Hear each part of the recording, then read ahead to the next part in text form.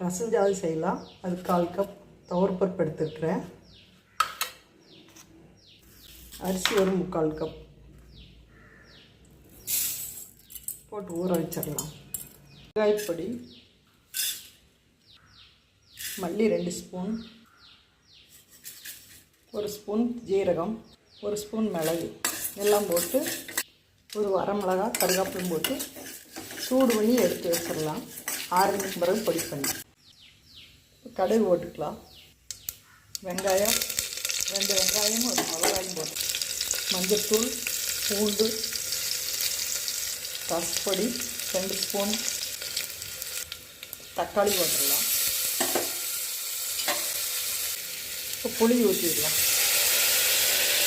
அரிசி போட்டுடலாம். மல்லித்தழை, உப்பு போட்டு ரசம் சாதம்